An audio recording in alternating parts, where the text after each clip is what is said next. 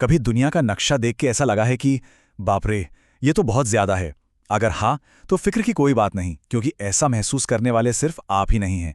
आज हम इसी उलझन को सुलझाकर एक बिल्कुल साफ सुथरे रोड मैप में बदलने वाले हैं। सोचिए जरा, एक पूरे के पूरे प्लैनेट को कोई कैसे पढ़ सकता है? मतलब ये तो लगभग नामुमकिन सा काम लगता है ना। इतने सारे पहाड़, महासागर, अलग अलग संस्कृतियां। सवाल ये है कि आखिर शुरू कहां से किया जाए।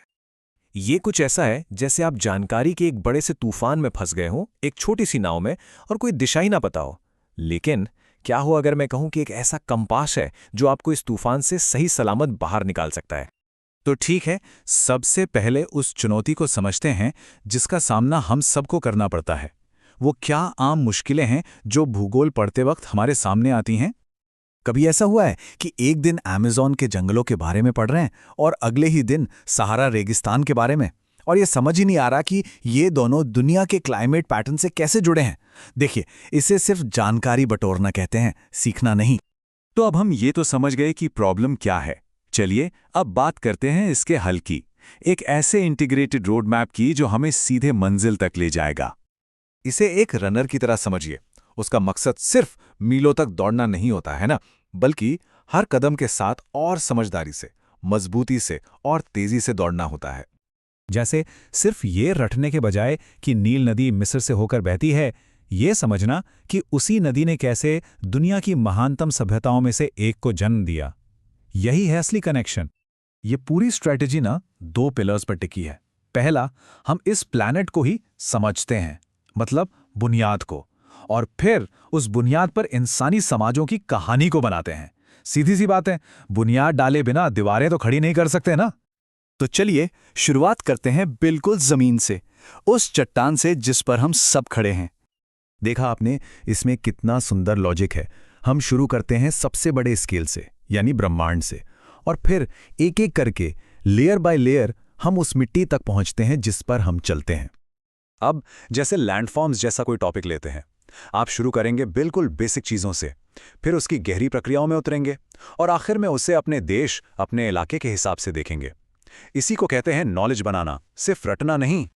तो अब जब हमारा स्टेज तैयार है तो वक्त आ गया है इस पर एक्टर्स को लाने का, यानी हम इंसानों को। देखिए, हम सिर्फ इस प्लैनेट पर रहते नहीं हैं, हम इसके साथ एक तरह का डांस करते हैं।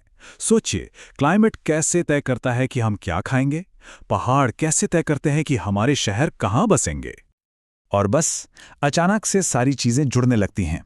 आबादी कहाँ ज्यादा है, व्यापार के रास्ते कौन से हैं, कल्चर कैसे पनपे, ये सब कुछ उसी फिजिकल बुनियाद से जुड़ा है जिसे हमने अभी अभी समझा है। ठीक है, तो अब हमारे हाथ में नक्शा तो आ गया है। अब बात करते हैं एक्सपर्ट्स के टूल किट की, क्योंकि असली जादू तो यही होता है। देखिए, इन्फॉर्मेशन तक पहुंचना आज के ज़माने में बहुत आसान है, लेकिन उस इन्फॉर्मेशन को नॉलेज में बदलना, ऐसी समझ में बदलना जो आपको दुनिया देखने का नजरिया दे, वो एक कला है। ये वो चार चाबियां हैं जो भूगोल के खजाने का ताला खोलती हैं। पहले फिजिकल, फिर ह्यूमन वाला ऑर्डर फॉलो करें। बेसिक, एडवांस्ड और अपने रीजनल कॉन्टेक्स्ट को मिलाएं। हमेशा एटलस खोलकर रिवाइज करें, और जो किताबों में पढ़ा है उसे करंट अफेयर्स से जोड़ें।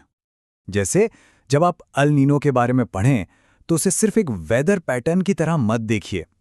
उन किसानों के बारे में सोचिए जिनकी फसलें सूखे की वजह से बर्बाद हो रही हैं, या उन लोगों के बारे में सोचिए जिन्हें बाढ़ की वजह से अपना घर छोड़ना पड़ रहा है। तब जाकर नॉलेज असली बनती है। ये सिर्फ किताबी बातें नहीं हैं, ये एकदम प्रैक्टिकल है। ये रोड मैप आपको स्मार्ट तरीके से पढ़ने में मदद करता है, सिर्फ ज्यादा पढ़ने में नहीं। तो अब वो वाली फीलिंग नहीं है कि आप जानकारी के पहाड़ के नीचे दबे हुए हैं, बल्कि अब आप चोटी पर खड़े हैं और पूरी दुनिया को एक नए नजरिए से देख रहे हैं। तो नक्शा अब आपके हाथों में है, कंपास भी सेट है, सफर अब शुरू होता है। तो बताइए, आपकी खोज का पहला पड़ाव कहाँ होगा?